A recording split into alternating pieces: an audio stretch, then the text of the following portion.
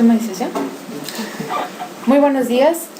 Tenemos el gusto de tener con nosotros a la doctora Elizabeth Montoya de la Pontificia Universidad Católica de Valparaíso, que esta mañana nos presentará su investigación. Ella ha titulado su conferencia con el estudio de la estabilidad epistemológica del profesor en el espacio de trabajo matemático. Posteriormente les avisaremos que esta conferencia se va a retransmitir y les daremos los detalles de esta retransmisión. Esto por si llegan a tener algún problema con la conexión, pues que sepan que vamos a hacer una retransmisión a partir del video de esta conferencia y que ya podrán seguirla sin ningún contratiempo, y que también les pondremos pues el correo electrónico de Elizabeth para que puedan comunicarse con ella si es que tienen alguna pregunta, comentario, duda, felicitación. Bueno, pues nos da mucho gusto, Elizabeth, que estés con nosotros. Gracias. Yo te cedo la palabra y después de tu presentación pues daremos un espacio para preguntas. Perfecto.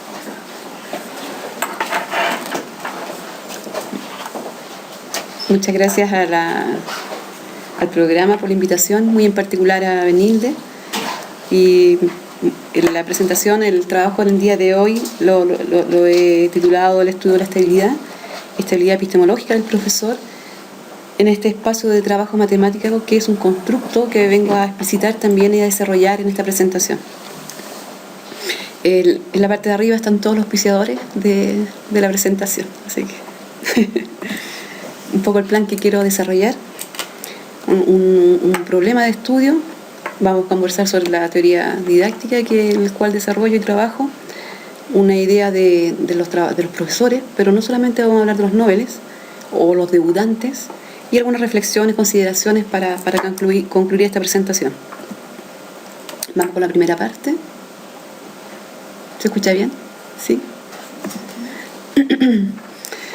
En algún momento de las investigaciones se ha estudiado siempre en forma relativamente ascendente el paso en las instituciones escolares.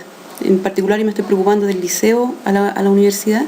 Ahí hay un pasaje, pero yo he estado estudiando el último tiempo el pasaje inverso de que cuando el profesor es formado en una institución universitaria, que es el caso de la formación en Chile, los profesores tienen una formación en una institución para formarse como profesor, y posteriormente pasan a otra institución ya a sus lugares de trabajo.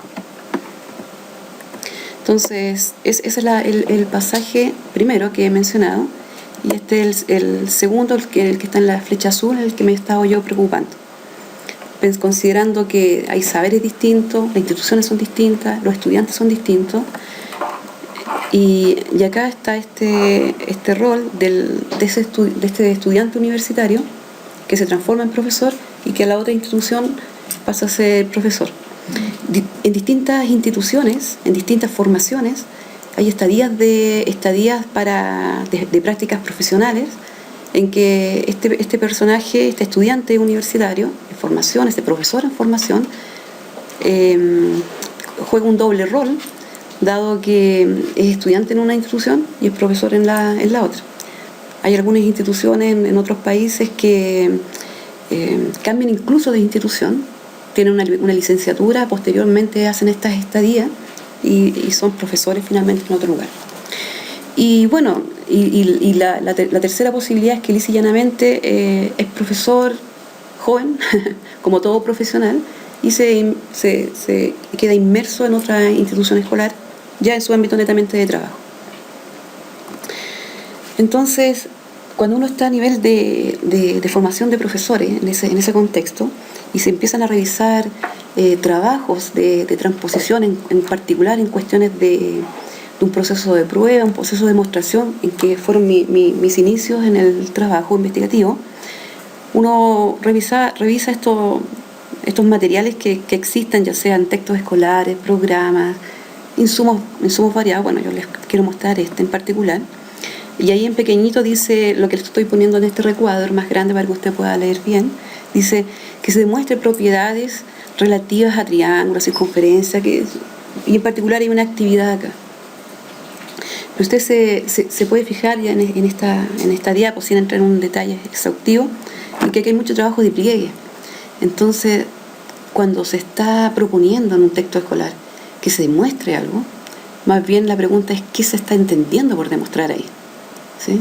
Y ese era de alguna manera el desafío a nivel de formación, si uno está trabajando con razonamientos de validación y qué es lo que se quiere trabajar en otra institución, si estamos hablando de demostrar de una institución o el demostrar de la otra institución. O finalmente la reflexión que yo le hago a ustedes es qué es lo que es demostrar finalmente.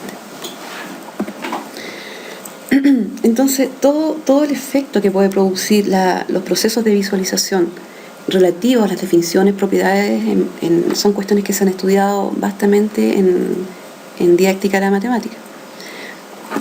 Muy en particular, yo les presento un pequeño trabajo ahora que tiene que ver con estas preguntas que hago acá. ¿Cuál es el concepto de tangente que tienen los estudiantes universitarios? Pero más bien la pregunta es otra. La pregunta es, ¿cuál es el hábitat en el que reposa el concepto de derivada en estudiantes universitarios? ¿Sí? Pero partimos al revés.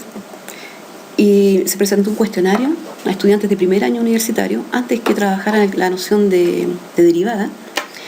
Y bueno, este cuestionario ha sido trabajado en México, ha sido trabajado en Francia y ha sido trabajado en Chile, más bien para constatar esa concepción que tiene sobre tangente donde reposa una de las nociones de derivada. Entonces usted se puede fijar acá, a los estudiantes solamente se les pedía, la consigna era que dibuje la recta tangente si es que existe en el punto que está identificado ahí. Se le presentaban 12 curvas que justificaran la respuesta, pocos justificaron, 12 gráficas de ese tenor, donde ya la convexidad se perdía. Solamente muestra la curva 1, donde no hay problema, no existe problema, pero ya cuando se pierde la convexidad, los estudiantes hay una desestabilización, ¿lo digo bien?, en cuanto a la tangencia.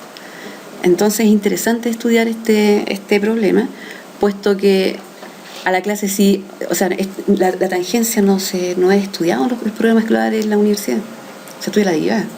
Y la derivada, una de las nociones de derivada reposa sobre esta recta tangente en un punto, ¿sí? Pero los estudiantes tienen mucho problema en esto. Y para mí fue bastante casual encontrarme con este trabajo, que ya había sido trabajado en Francia y también había sido trabajado con estudiantes en México. Igual cosa. Los estudiantes tienen problemas y aquí justifican que, claro, porque se juega con esa noción de que corta la tangente corta la curva en un solo punto. Entonces, eso es atractivo, pero desestabiliza al estudiante. Entonces, cuando se dan curvas, por ejemplo, como un rizo, corta en más de un punto. Entonces, hay una desestabilización bastante interesante para estudiar. Imagínense las consecuencias que eso puede traer cuando de ahí empiezan a hacerse cimientos en otros conceptos del cálculo diferencial, por ejemplo. Entonces, este problema en particular tiene el tema de jugar entre propiedades que tienen un relativo impacto entre lo local y lo global, entre estos intervalos donde se cumple cierta propiedad, pero que el estudiante tiene la concepción global de la función, donde se cumple una propiedad. Pero hay tantos procesos. Yo en este caso he tratado de identificar esto donde he estado trabajando, pero sin duda, sin lugar a duda, hay muchos más. Por ejemplo, lo de la tangencia, en que reposa esto de lo local y lo global. Y el estudiante, claro, lo local, o sea, hace una tangencia, voy a retroceder, en este caso, hace una recta, el que está casi como si estuviera en el cuarto cuadrante, hace una tangencia pequeñita, con el temor a hacerla completa, porque está jugando con esto de que, sí, es localmente es como que veo una tangencia, pero globalmente no la puedo dilucidar. ¿Sí? Eso es el trasfondo que hay ahí de por medio. O bien, cuando se enseñan, por ejemplo, series, se trabajan con la función exponencial, con modelos, finalmente, en que se hace un tratamiento discreto de un proceso que debe ser continuo. Entonces, la función exponencial pasa a ser una buena función que modela un proceso discreto, pero que proviene de un mundo continuo. Entonces, ahí hay cómo el estudiante enfrenta esa problemática de entender el problema de un proceso discreto pero que finalmente debe obedecer a propiedades de un mundo continuo. ¿Sí? Vamos con otro proceso. O sea, todo esa contraposición, yo creo esto está un poquito inspirado en cuestiones de cálculo diferencial o en análisis, que en algunos países lo llaman así. Cómo establecer la vivencia de un mundo finito con procesos de la matemática que provienen de un proceso infinito. Todo lo que tiene que ver con los cálculos de límite, ya sea en una, en dos o en varias variables, eso hay una contraposición en que el estudiante vive en un hábitat, en un mundo, pero se contrapone o tiene que ocupar elementos del otro proceso. Es un eterno vaivén, si me permiten decirlo así, un eterno contraposición entre uno y otro. Los profesores tienen mucho respeto de sus respectivos países con los programas escolares, cuestiones que tienen que ellos finalmente tratar y trabajar en el momento de enseñar. Ese respeto, bueno, a veces muchas veces contrariado por elementos de la noósfera, pero finalmente responden a lo que ese contrato explícito dice. Este problema que puede vivir en el liceo no es estudiado ni aprovechado propiamente tal. Esto es una tesis en curso de Menares, una estudiante de doctorado, en el cual, por ejemplo, uno puede dilucidar los elementos, los objetos por separado, y uno puede considerar que la función trigonométrica se estudia en el liceo, la ecuación de la recta o la función que está acá en la otra expresión también existe, vive en estos programas, las ecuaciones también, pero si usted la ve en su conjunto, así como este problema que está aquí, los profesores no la logran, no la pueden trabajar, no la trabajan. Bueno, esto es en estudios de caso, naturalmente, no son estudios cuantitativos, porque hay un trabajo fuertemente con el teorema de valor intermedio, hay un proceso de continuidad, y finalmente la solución de esto viene por un ambiente gráfico, y no se aprovecha, a pesar de que puede ser aprovechado, y finalmente los profesores dicen, no, que si finalmente esto yo lo soluciono con el teorema de valor intermedio, no, la media, el teorema de valor intermedio no está en la media, no está en esta institución liceo, vive en la otra institución. Entonces el currículum no permite este tratamiento, este desarrollo de este espacio de trabajo que podría darse de una institución a otra, porque hay una especie de currículum oculto. ¿Qué es lo que dice el profesor en la formación inicial? Por ejemplo, en la institución donde trabajo, este trabajo está apoyado, y se hace en los primeros años un recuerdo, muchas incluso en carreras de ingeniería, se hace un recuerdo de esto de las inecuaciones. Este tema, esta noción que se estudia en el liceo. Pero es un recuerdo porque finalmente se va a trabajar con límites. Y se va a trabajar con la métrica y la distancia, y ahí están las inecuaciones finalmente. Pero si uno hace el estudio de las inecuaciones, el estudio de una inecuación se estudia bajo otra noción, que es la ecuación. Y es como que si se cambiara me va a permitir decirlo así, el signo. Pero el tratamiento es un tratamiento de ecuación. Y está extremadamente algebrizado, con técnicas, con reglas memotécnicas a veces, con poco sentido. Se hace la regla de signo y porque es más cómodo, porque así es. Y bueno, lo que estoy dejando en consideración, porque finalmente no hay una coordinación con otros procesos, por ejemplo, con la visualización. Esta pregunta en particular es una inecuación que tiene la gracia, la fortaleza de que no se puede desarrollar algebraicamente en su totalidad, ni tampoco se puede desarrollar gráficamente en su totalidad para encontrar el conjunto de solución. Vale decir, requiere de dos procesos cognitivos, que entonces eso hace atractivo el trabajo. Y yo traje aquí unos extractos que están ahí en color amarillo, de respuestas bastante desestabilizadoras de estudiantes de primer año, en que había toda una secuencia, todo un trabajo para tratar las inecuaciones de un punto de vista que sacarle mayor provecho a un proceso de visualización, para dejar en su justa medida un trabajo algebraico, o mejor dicho, complementar, porque queríamos que llegara a esta pregunta. Y no siempre se puede, no todos los estudiantes pudieron llegar. Pero es interesante coordinar esos procesos. Esa era la idea de esta diapo que presento. Esta es bastante antiguo, este trabajo que tengo acá. Es una pregunta extremadamente corriente, porque ahora yo lo estoy haciendo a ustedes pensar y posicionarse como profesores que se formaron en algún momento, ¿sí? Y después pasan a otra institución y van a hacer su trabajo. Esa tarea es como bastante corriente en la escuela, incluso la escuela básica en mi país, y es determinar el área del círculo. Pero este problema yo lo saqué de un curso de cálculo, lo obtuve ahí, por otra investigación, y los estudiantes trabajan con un tratamiento netamente con integrales. Entonces, claro, porque el contrato, porque el contexto eso lo permite, ¿no? Pero esa tarea vive en la otra institución también.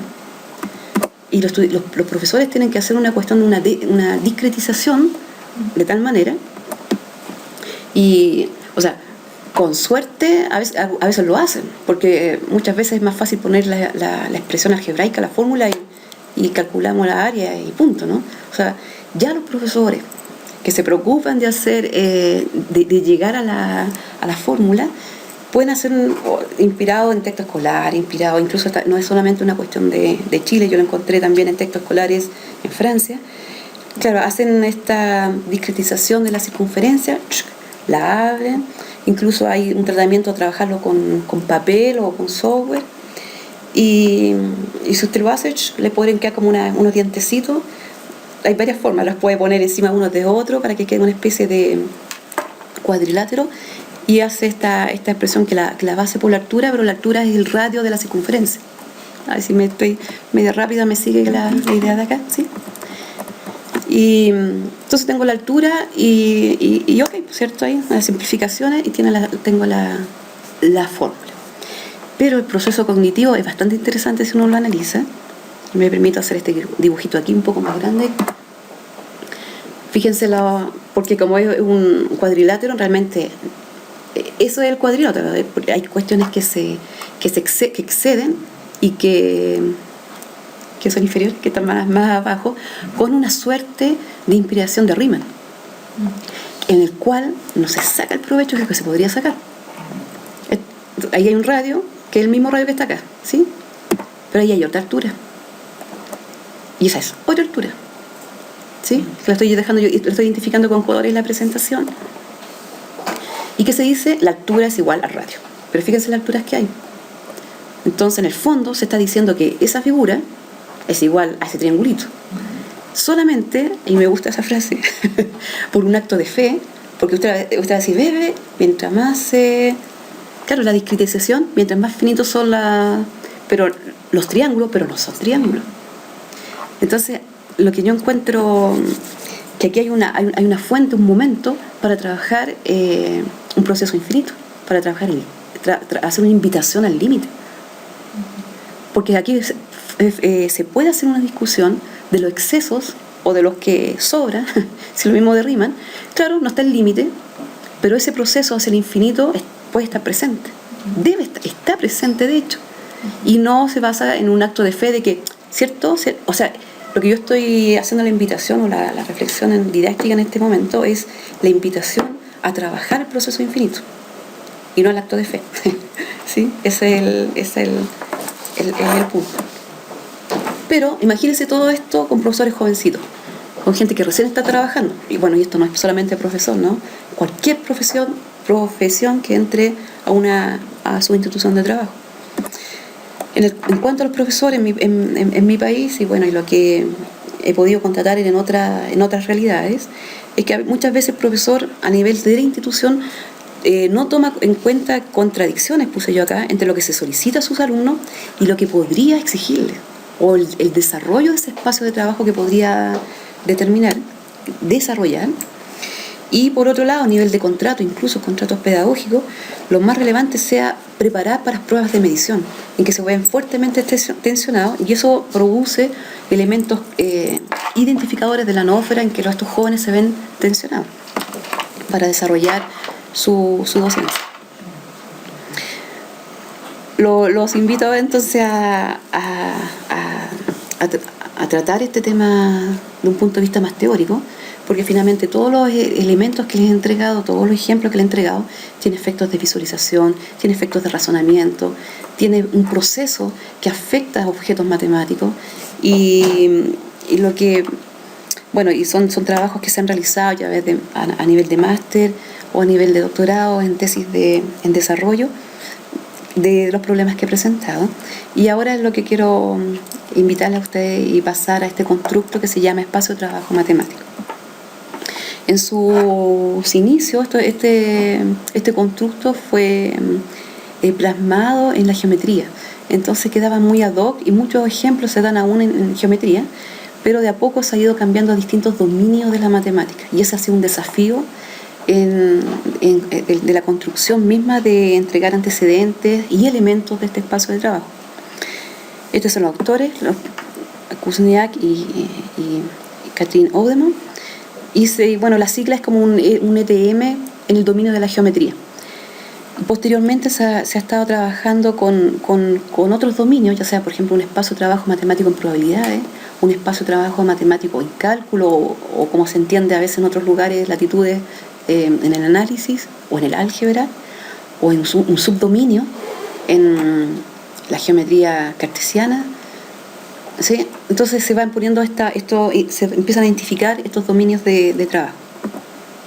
Este modelo bastante utilizado dentro de este constructo, en el cual la idea es que existen dos planos que se articulan, dos planos que se conforman por tres componentes, por tres polos, en el que se llama el primero referencial, artefacto, representante, o mejor dicho, representamen. Yo lo he traducido así al español, el que conforman este espacio, este plano epistemológico.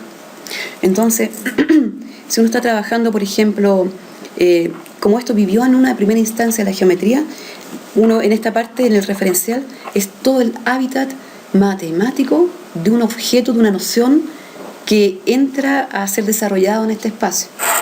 Y lo digo de esta manera: si uno estaba trabajando con esta circunferencia que acabo de mostrar, bueno, ¿cuál es su referencial? ¿Cuál es su hábitat en términos matemáticos? Entonces uno empieza a encontrar una similitud con otras teorías, pero aquí la idea es pensar en la axiomática que hace pertinente que esta circunferencia, porque existe en una geometría plana, por ejemplo. El representamen está orientado a los signos, como se describen en una institución o en un estudiante, o en un grupo de estudiantes, o en un grupo de profesores, esos elementos que están involucrados en una tarea matemática. Y los artefactos aluden a cómo se procede con estos elementos. Que son signos que obedecen a ciertas definiciones y propiedades. Esa es la idea. Esto puede ser extremadamente separado e intencionado, porque uno puede ver cómo un objeto los vive sin su definición. ¿Sí? Eso es duro de poder imaginarlo. Pero si usted piensa en cierto objeto, y aquí me apoyo nuevamente en cuestiones que están más estudiadas acá, en geometría, si usted piensa en el paralelismo o en alguna propiedad de triángulos, si usted piensa en la geometría euclidiana, va a decir, ya, esta es la propiedad. Pero si cambia de axiomática, va a decir, la suma de los ángulos interiores es otra. La proyectiva, por ejemplo, es otra la propiedad. Entonces, ese objeto vive, yo uso mucho esa palabra, de distinta manera en ese referencial en ese cuerpo, en ese hábitat matemático que lo hace, que lo sustenta. Entonces, este es el plano epistemológico asociado a un plano cognitivo que llamado visualización, construcción y prueba, y que me voy a ir refiriendo de a poco a ellos.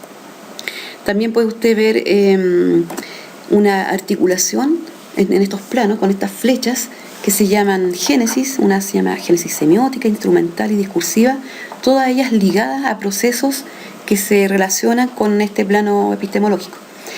En este diagrama, una de las críticas que se hace, que se ve como una especie de función biyectiva, como si fuese muy uno a uno. Entonces la idea no es pensarlo tan así, y se han desarrollado un diagrama mejor, que también lo tengo acá para mostrárselo a ustedes. Entonces acá un poco la definición de lo que es este espacio de trabajo.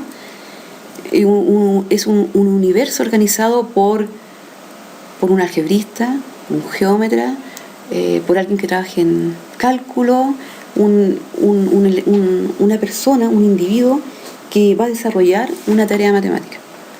Entonces aquí dejo una cita para que usted la pueda leer y discutir posteriormente.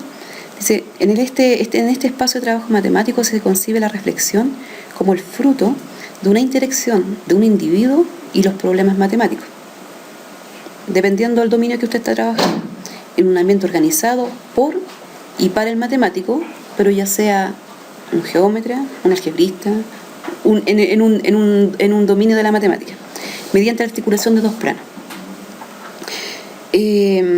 Un individuo que trabaje en este espacio de trabajo se le llama un geómetra, un algebrista, sea un estudiante, sea un profesor, o sea un matemático profesional, o un formador de profesores, por ejemplo, un matemático que trabaja en formación. Entonces puede quedar un poco ruda la palabra el trabajo al universo organizado por un geómetra, pero un geómetra puede ser un estudiante que está resolviendo un problema geométrico, ¿sí? Esa es la idea. Está estructurado por estos tres procesos de visualización, prueba y construcción, más bien inspirados por los trabajos de Duval. Este es el diagrama que le estaba hablando, que se ve de una forma en que se introducen planos verticales para hacer una idea de que finalmente cuando yo voy a hacer esta idea de que entra un problema matemático, una tarea en particular, en que un estudiante está resolviendo, pero a veces puede activar un determinado plano en que se activa el proceso de visualización y un software, un artefacto que instrumentaliza este trabajo. Cambié de computador y entonces está un poquito más sensible la tecla. Entonces, bueno, en este diagrama está la idea de estos planos verticales para mostrar de que esto todo no es un uno a uno en los procesos cognitivos asociados a este plano epistemológico. Entonces, bueno, ¿cómo se articula esto ahora? ¿Cómo se articulan estos procesos? ¿Cómo se articulan o cómo se desarrolla cuando existe una tarea matemática? Entonces, esta articulación, dicen los autores, que están ligados a génesis, una génesis instrumental que permite hacer operatorios los artefactos en este proceso de construcción, pero de una construcción de un proceso cognitivo, de una génesis semiótica ligada a procesos semióticos, a signos, y una génesis discursiva relacionada con las propiedades, las definiciones y un proceso de prueba, cómo razona, pero un razonamiento de validación. Esa es más o menos la idea que hay de por medio. Aquí dejé un poquito de unos pequeños elementos para discernir entre estas génesis, distintos autores, pero en este constructo más bien se han considerado los trabajos de Duval y los trabajos de Peirce en cuanto a la génesis semiótica, para pensar en este trabajo del representamen, en los signos involucrados y en el proceso de la semiótica involucrada. Le dejo esta diapositiva. qué es lo que se entiende por signo, qué es lo que se entiende por signo Peirce, qué es lo que entiende por signo el trabajo de Eco. Aquí dice, por signo se entiende todo lo que aquello que comunica una nación definida de un objeto en alguna forma, en cualquier forma que sea. Ya, bueno, aquí está en español lo más literal, digamos, de esta traducción. Y este trabajo de Peirce y de Eco, la verdad que viene a liberar de alguna manera todo el trabajo semiótico de Duval ligado a la geometría. Entonces, por ejemplo, ahora si uno está pensando en una función o en una integral o en un vector, entonces, ¿cuál es el signo asociado? ¿Cuál es la actividad semiótica ligada a ese signo? Y cómo es lo que se privilegia en la activación de esa génesis. Yo estoy entrando en este minuto, o la invitación que le estoy haciendo es una cuestión más o menos teórica. Todo esto son lecturas más o menos interesantes y caracterizan la articulación de la primera parte, lo que es un proceso de visualización con el signo, ya sea en un dominio que difiera de la geometría, en particular en el cálculo, por ejemplo, en una ecuación, cómo es el signo que se está empleando, ¿sí? Y cómo se articula en este trabajo matemático. En una primera instancia de este constructo se habló de paradigmas, se habló de espacio, trabajo, matemática y paradigmas geométricos. Entonces ahora los paradigmas en otros dominios vienen a ser la caracterización de este espacio de trabajo de acuerdo a una forma de proceder. Y en esta forma de proceder depende si está el dominio en la geometría, en el álgebra o en análisis, o bueno, en el dominio o en el subdominio que se quiera identificar. En este trabajo se trataba, es una tesis de magíster, se trató como objetivo de enseñar a demostrar. Y era una secuencia, una situación de aprendizaje, y en el cual se levantaban hipótesis, en particular con el tema del paralelismo. Pero nos encontramos con la grata sorpresa, porque ahí uno puede analizar muchas cuestiones, que la figura era tan prototípica del teorema de Tales que a los estudiantes no les bastó el no paralelismo, cuestión que nosotros tensionábamos para decir, mira, si fuese paralelo pasaría esto. Como no es paralelo, era todo un trabajo de conjeturas para hacer el tratamiento hasta ese proceso de prueba hacia esa génesis discursiva. Pero los estudiantes hicieron los cálculos, porque la figura prototípica por tantos años no hubo caso. Hicieron cálculos y bueno, no fue exitosa esa secuencia, pero nos dimos cuenta de otras cuestiones, de la fortaleza de la visualización, cómo activaba el proceso de visualización activaba esta génesis discursiva y que finalmente la interrumpía de tal manera que no nos hacía posible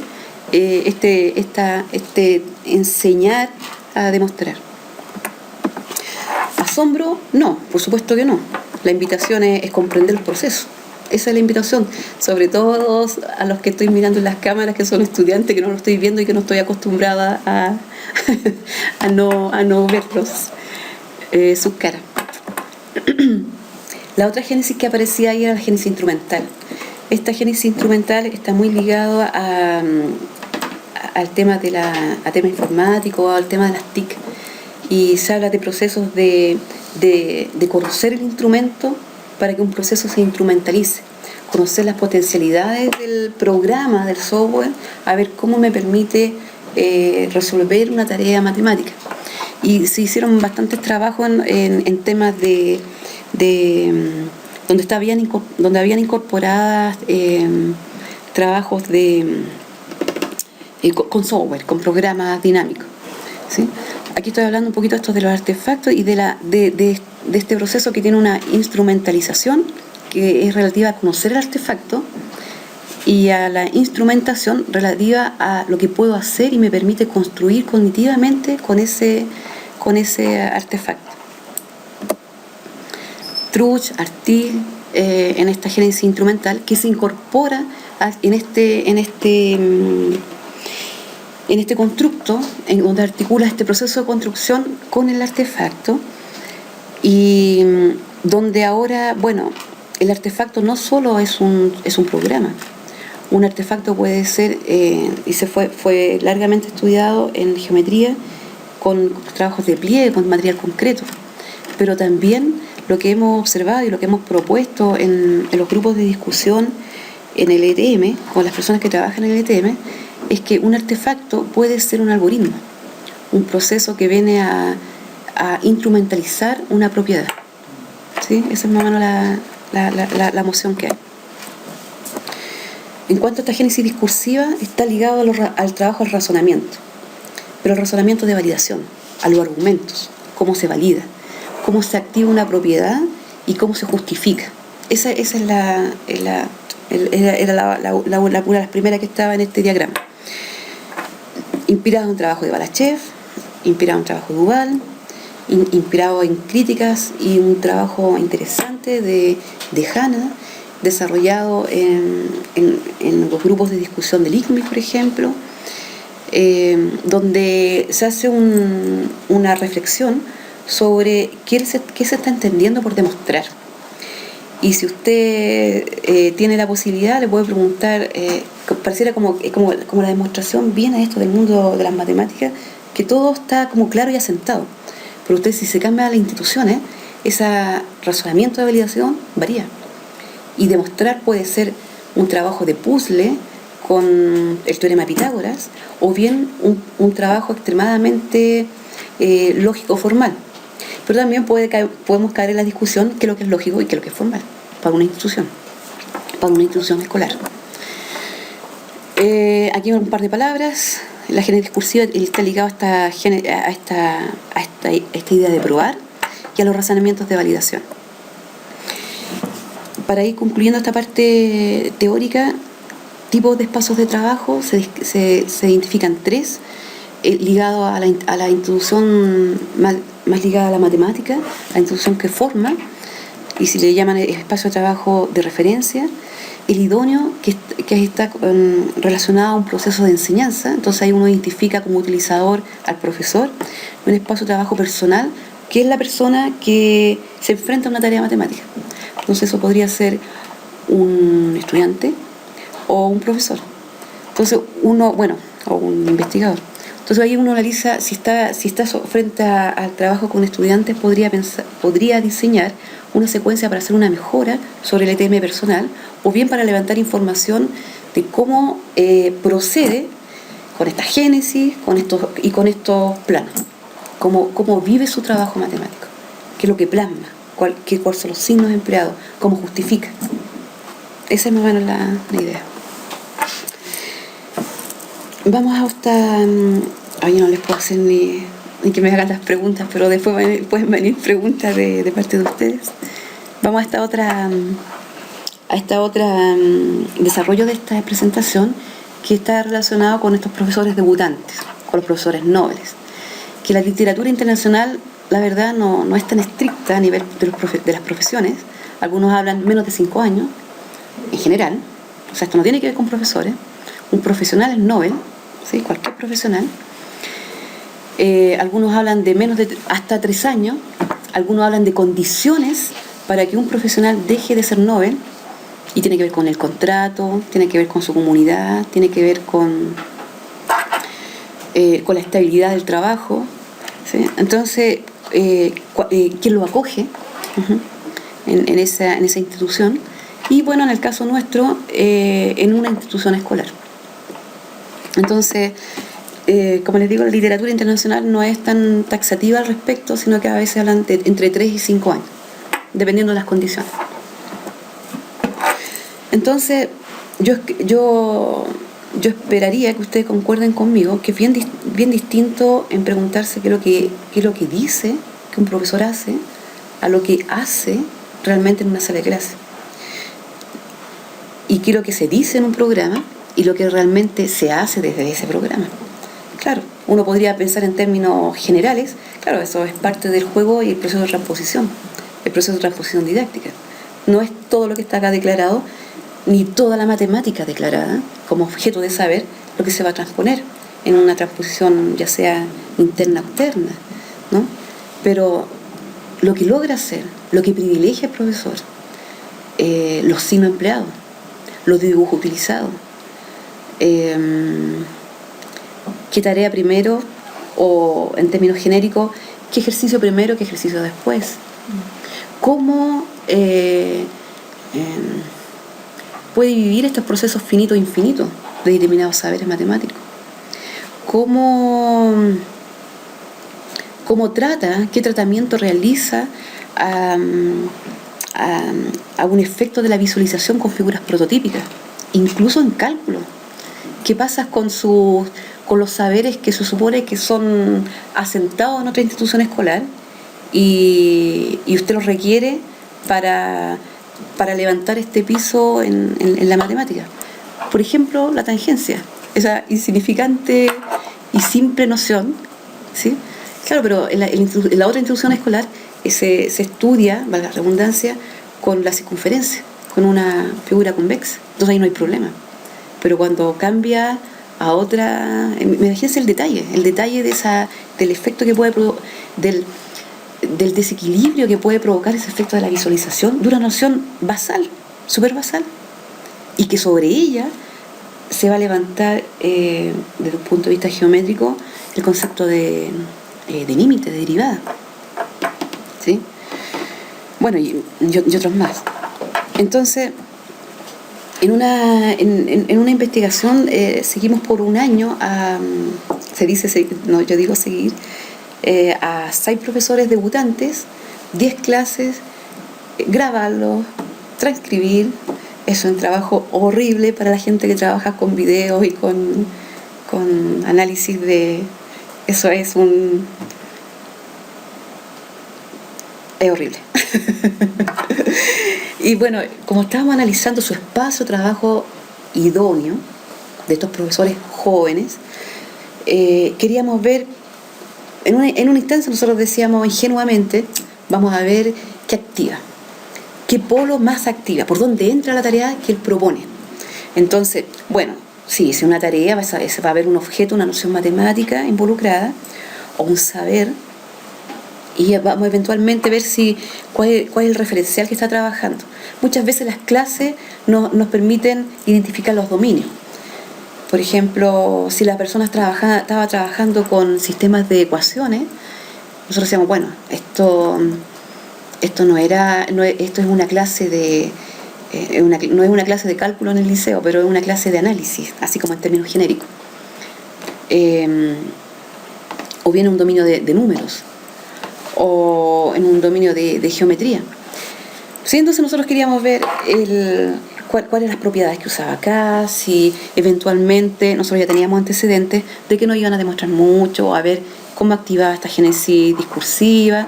Entonces le pusimos estas letritas a ver cómo la tarea y cómo lo que el profesor privilegiaba. Eso fue una locura. Eso fue horrible de poder identificar, porque como está todo tan pegado, y son jóvenes profesores, jóvenes profesionales, bueno, y nosotros también queríamos saber cuál es la interacción, las preguntas que le hacían los estudiantes, pero son profesores jóvenes profesionales, y muchas veces nos sacaban el partido real de cuestiones que eran muy buenas que ellos mismos proponían.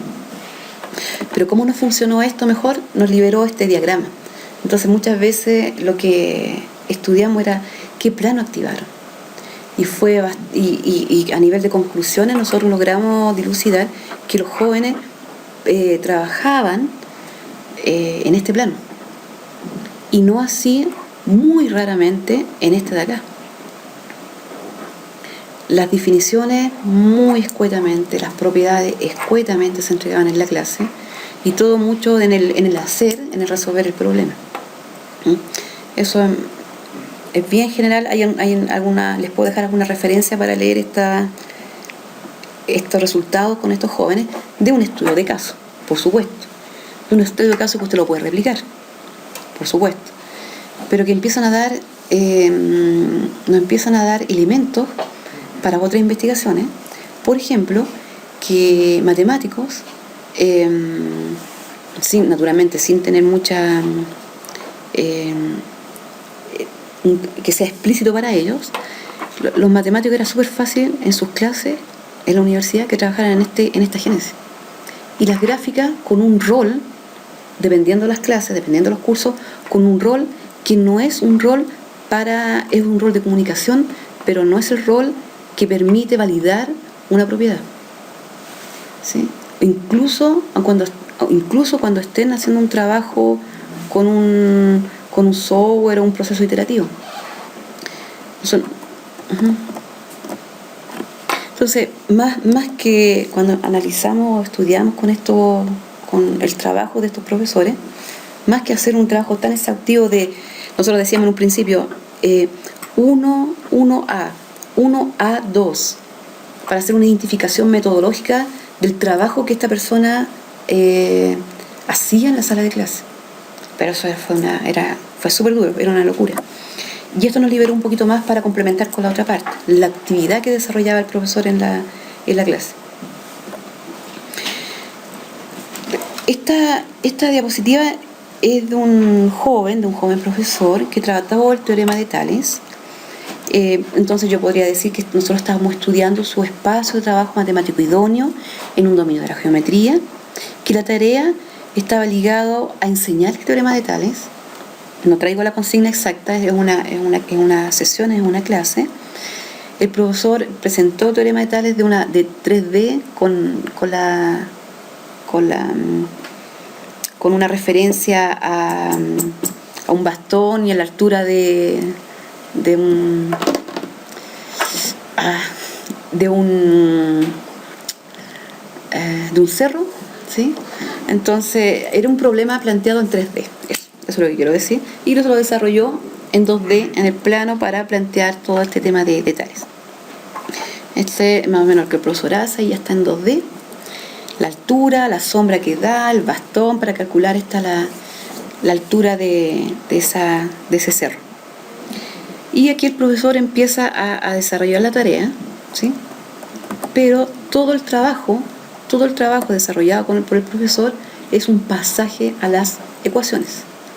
O sea, aquí uno podía observar en esta sesión de que no era una clase de geometría. El problema se transformó en resolver ecuaciones en que, como bueno, la altura 1 no se conocía, después el bastón no se conocía, hacer como se dice en Chile, multiplicar cruzado, así, y un trabajo netamente hacia el álgebra. Entonces, la pregunta era, claro, ¿cuál es el rol de la ecuación ahí? ¿En qué dominio se estaba trabajando? ¿Cuál es el espacio de trabajo que realmente el profesor desarrolló? ¿Desarrolló realmente un espacio de trabajo matemático en geometría en sus estudiantes? ¿O un deslizamiento hacia otro dominio?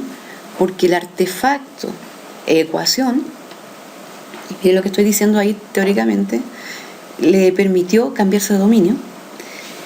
Y como el joven profesor era tan joven, no hizo un buen trabajo de retorno para volver el dominio fuente al dominio de la geometría. Uno podía ver que todo el trabajo era cómo se despejaba la X, cómo se resolvía la ecuación de primer grado. Esa fue la preocupación de esa clase. Y todo esto de Tales y de la geometría era como una inspiración, era como era la excusa, y lo digo así, era la excusa para trabajar las ecuaciones. ¿Sí? ¿Por responsabilidad del profesor? No, los textos escolares también salen así. Entonces, ¿cómo se desarrolla un espacio de trabajo matemático en geometría cuando quiero trabajar el teorema de Tales, por ejemplo? ¿Sí? Y por otro lado uno podría decir, y esa es la riqueza de la matemática, trabajar en forma interdisciplinaria. Si estoy en geometría, el álgebra siempre me va a entregar una herramienta espectacular para resolver una propiedad. Si estoy en cálculo, todo lo que puedo trabajar con elementos del álgebra que invaden este trabajo de análisis de una propiedad de continuidad, por ejemplo. Entonces, a ver, ¿de qué estábamos hablando? ¿De un espacio de trabajo matemático en un determinado dominio? si siempre podría pensar que el álgebra me apoya, no me apoya, pero para que no se enoje mi otro colega en Chile, el álgebra enriquece. O sea, esa es la gracia de la matemática, trabajar interdisciplinariamente, en dominios. Entonces, esto no es un cuento de responsabilidad de este joven profesor, del profesor como hizo la clase, sino que da cuenta del espacio de trabajo matemático desarrollado por el profesor, lo que desplegó, lo que hizo, cuál fue los artefactos empleados. Y aquí nosotros postulamos en este trabajo que la ecuación pasó a ser un artefacto y que no lo instrumentalizó para trabajar en el dominio de la geometría. Eso es más o menos la conclusión una de las conclusiones de este trabajo.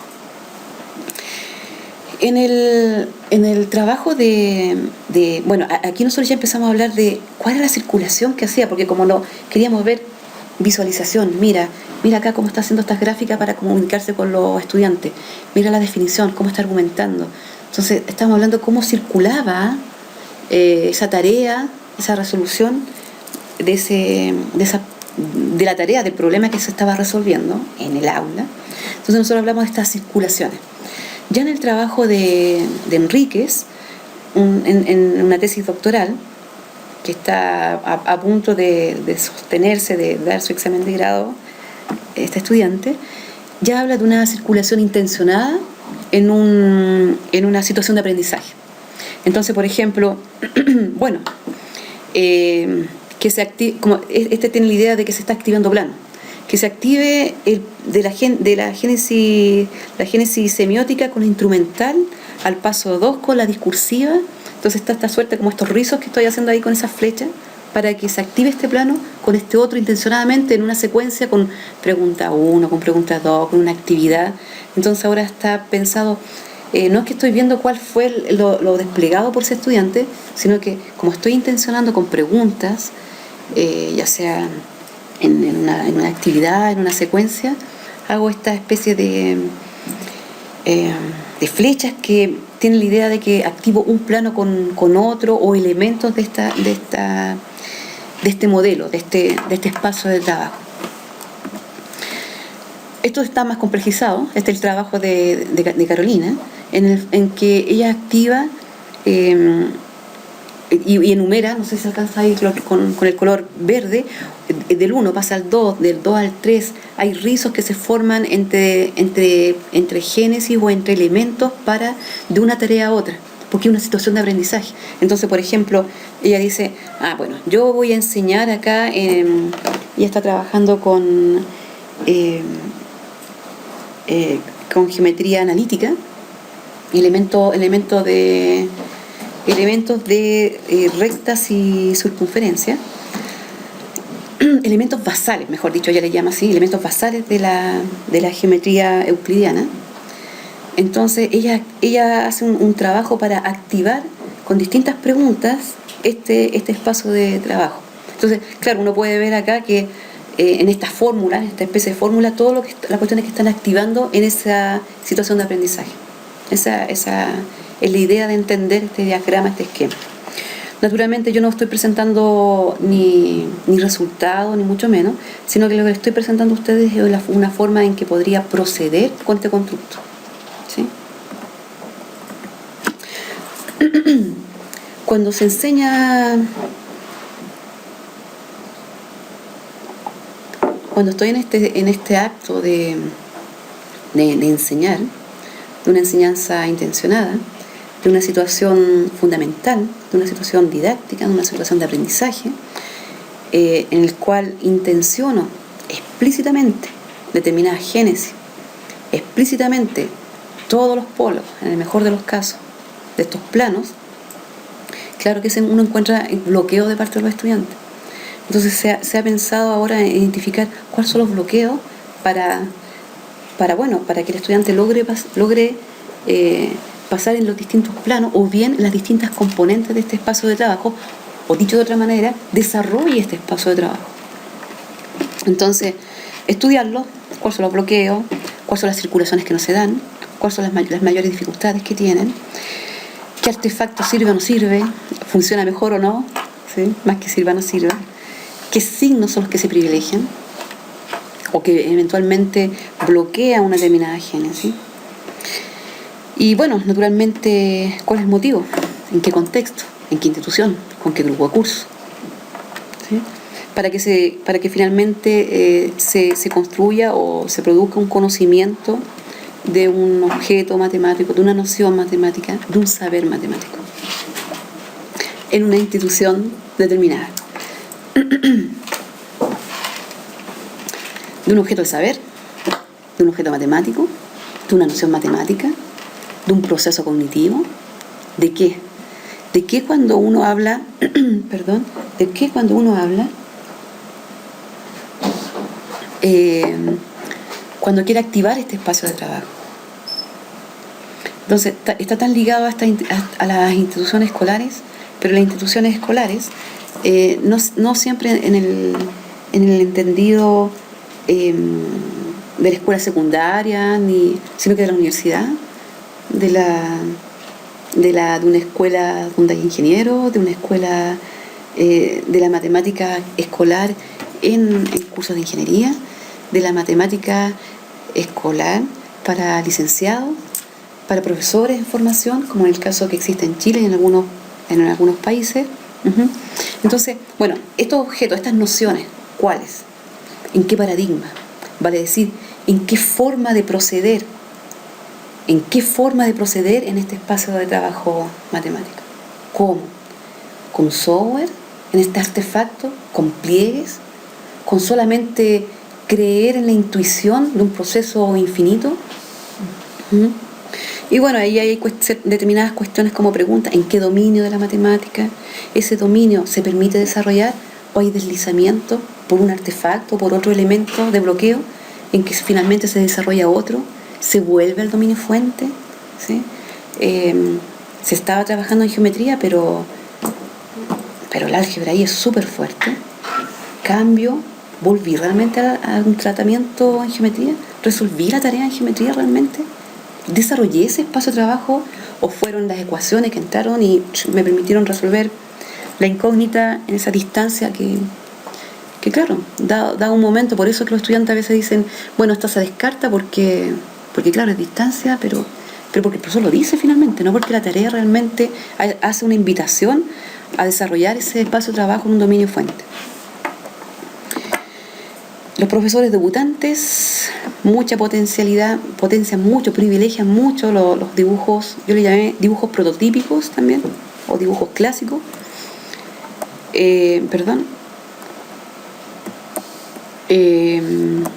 qué puse este diagrama acá? Bueno, creo que con la idea de que, ya lo mencioné, de que estos jóvenes nobles, 6 profesores, solo 6, solo en un estudio de caso, también lo quiero decir así para no generalizar, fue la evidencia, la tónica encontrada, que ellos trabajaban fuertemente en este plano, que tareas geométricas realmente era una invitación para trabajar en ecuaciones. En la única clase que encontramos de probabilidades, las fórmulas se usan, ¿sí? sin un trabajo hacia un ambiente probabilístico, sino que la fórmula se usa. O sea, la fórmula sirve, tiene una connotación de artefacto, de un instrumento que se utiliza nada más. Bueno, esto también, no puedo hacer generalizaciones. Y bueno, lo que se puede hacer a nivel de formación de profesor, en el caso donde yo trabajo, lo que se estudia en la universidad y cómo se puede aprovechar en la institución secundaria, en el liceo, procesos de inducción, acompañamiento con profesores debutantes. Y bueno, era la pregunta más que pregunta, era el título de la exposición, con esa estabilidad en cuanto a lo que es aprendido en una institución, a las transposiciones, pero ya extremadamente macros, a lo que es tratado, enseñado en otra institución, y todo lo que sabe y no despliega en la otra institución, porque el contrato explícito o el saber explícito el profesor no lo identifica como tal.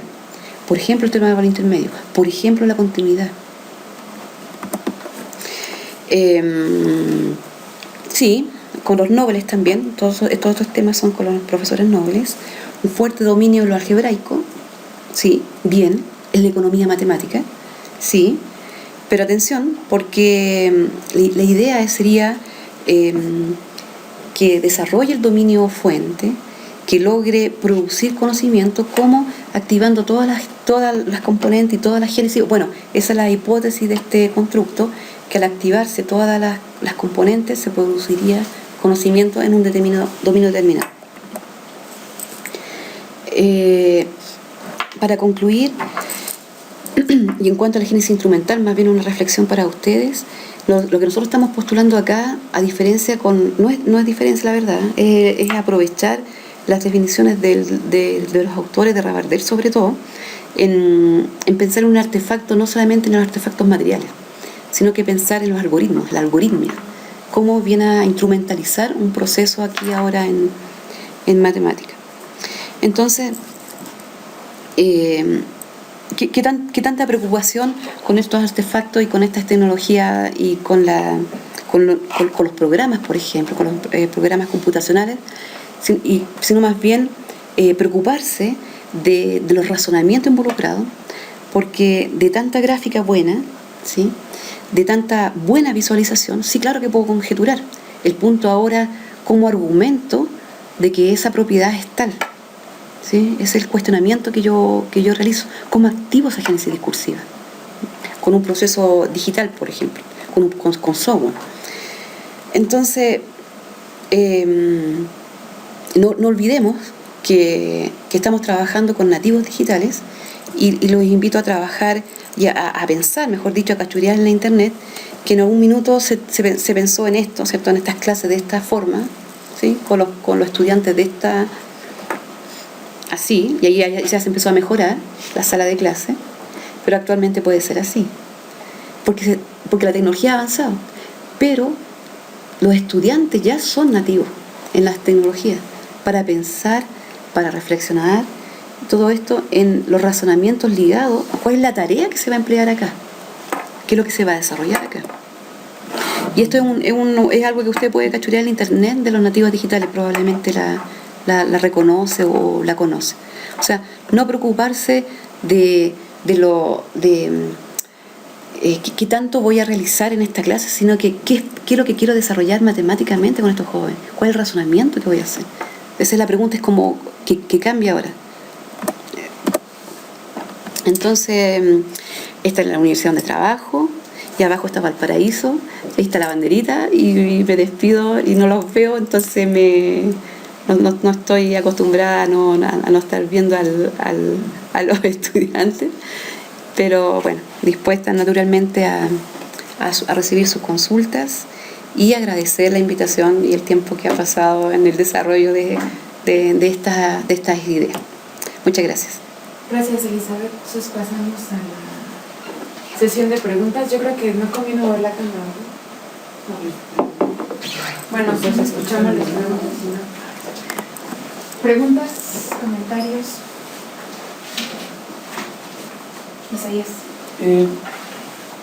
No sé si lo comentaste en el momento en el que tuve que salir, pero me gustaría que comentaras cómo es que estos profesores novatos son preparados en su escuela, pues, antes, claro, de impartir clases, y después para continuar con la... Lo que yo he estudiado es que existen en los países existen como básicamente 3 o 4 fórmulas, y parto por ustedes, por México, en que yo entendería que no existe una formación de profesores, sino que tienen una licenciatura en matemáticas o una licenciatura ad hoc a las matemáticas, y podrían hacer clases de matemáticas. Entiendo que esa es la realidad.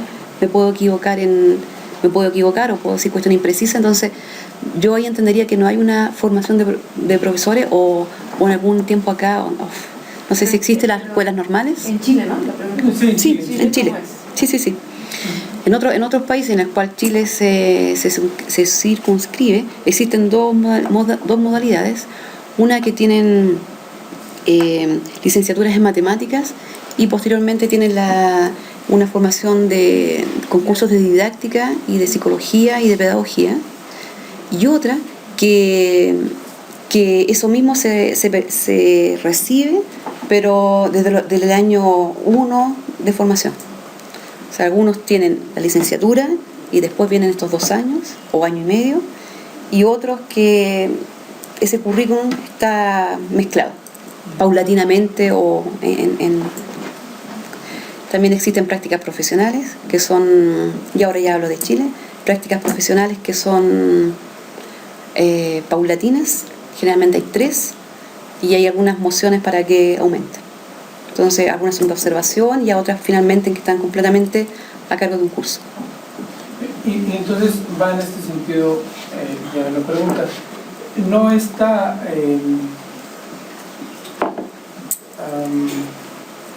bueno, este desvío que tú presentas de los estudiantes ante una tarea con naturaleza geométrica privilegian el tratamiento algebraico,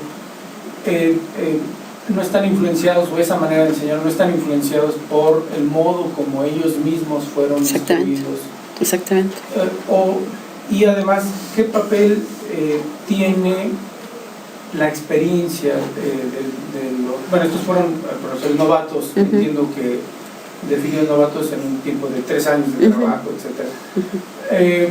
No forma parte del estudio, pero a lo mejor tú has visto cómo un profesor experimentado ante tareas de este estilo modifica su discurso, y si lo has observado, ¿a qué crees que se deba? ¿Se deba a estas génesis, les llamaste, al tránsito de los planos? Efectivamente, yo creo que no quiero mostrar ni hacer el centro de atención bajo ningún punto de vista en el error, ¿sí? Sino que es lo que se despliega, y no siempre eso, o sea, eso no tiene que ver con error. Y en ese entendido va tu pregunta, porque hay una fuerte componente hacia lo algebraico. Está extremadamente algebrizada la enseñanza, aritmetizada también, ¿sí? Pero eso no obedece solamente a cómo él cree que es lo correcto o lo pertinente, sino porque así también ha sido formado. Por eso que se estudia este espacio de trabajo matemático de referencia.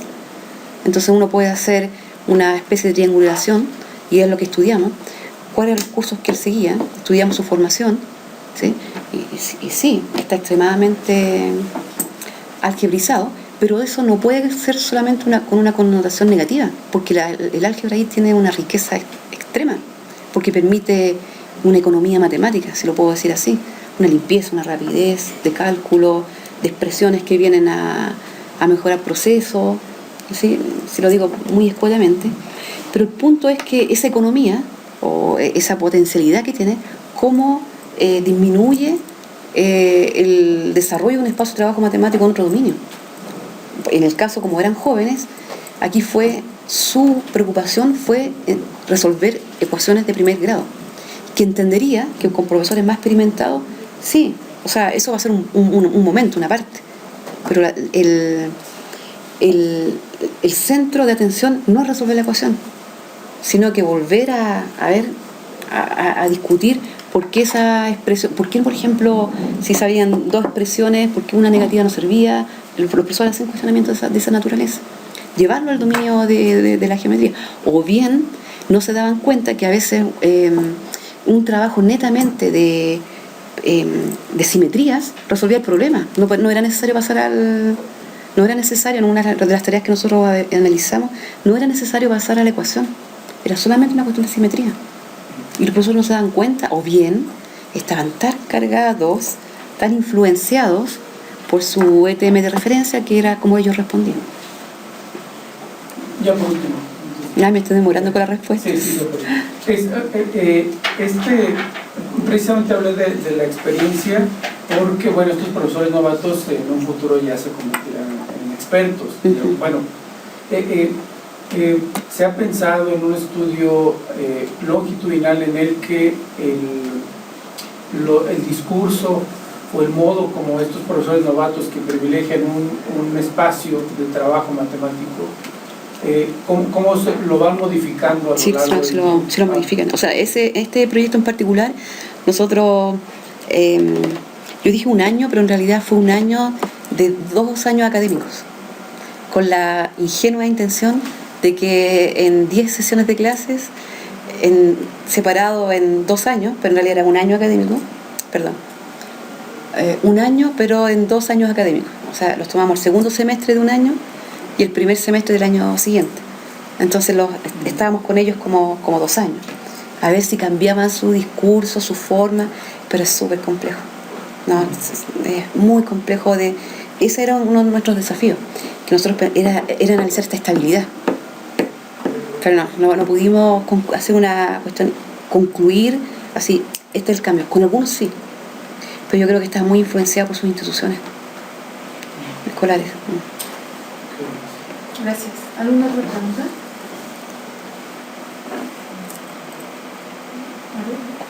Yo sí tengo, respecto del marco teórico, de los elementos teóricos que presentaste, me llaman varias cosas la atención. Una es que se habla de individuos, como me cuesta mucho trabajo pensar que el espacio de trabajo sí se presenta como para individuos, o que hay un espacio de un estudiante cuando es una clase. Me cuesta mucho trabajo pensarlo, ¿no? Esa es como una que cuando te escuchaba me costaba trabajo. Otra es que dicen que el espacio de trabajo es como para un geómetra. Y yo cuando tú hablabas del profesor de matemáticas, aunque o sea, tú hiciste como una explicación de que puede ser un profesor y puede ser un estudiante, y me parece que es bien difícil como separar sobre la actividad matemática, porque él no está haciendo, en mi opinión, no a partir de ese ejemplo, una actividad matemática. En mi opinión está haciendo una actividad que es enseñanza de la matemática y que creo yo que no es lo mismo. O sea, me parece que puede ser un poco sensible, aunque entiendo que metodológicamente puedan como tratar de ver el espacio de trabajo asociado pues a la actividad matemática misma, pero me cuesta no ver lo otro. Que que en la TAP, por ejemplo, es la codeterminación entre lo matemático y lo didáctico. Entonces no sé si pues son reflexiones, no es como una pregunta como tal, pero me llama mucho la atención. Y por último, pero hay 2 preguntas y cierto es que no tengo para anotar. Pero son como, esta es la personal, ¿no? Me cuesta mucho trabajo como verlo. El alumno. La otra es como que un profesor de matemáticas podemos solo analizar su actividad matemática cuando él está enseñando matemáticas, o cómo entra ahí, o cómo se mira desde esta herramienta, ¿no? Y la tercera es que en realidad creo que lo que aquí se presenta con mucha fuerza es cómo esta herramienta sirve para el análisis didáctico, ¿no? De la actividad de los profesores, de los estudiantes, pero creo yo quien realmente pone a funcionar todos estos elementos es el que está analizando la actividad. Son puntos de vista distintos. Sí, porque y de alguna manera creo que cuando hablan de lo que hace el profe, pues se ven como polos que se prenden, ¿no? Que se aparecen, pero quien está viendo como todo el trabajo con la herramienta, pues es el analista. O sea, quiero decir, como que me parece, a lo mejor es como cuando se dice, pareciera que ellos construyen ese espacio de trabajo, pero no estoy segura si cuando, lo que ellos construyen realmente, ¿no? Puede ser este espacio de trabajo, o si cuando uno analiza completa dimensión, o sea, hay un pasaje que no me queda muy claro. A ver si no la anoté. Sí, ahí hay una observación y una crítica cuando se habla del alumno, porque se habla de un alumno genérico, ¿sí? Pero si usted observa el sistema didáctico, también se habla de un alumno genérico, y el sistema didáctico también se ha cuestionado, porque se habla de un alumno genérico, ¿sí?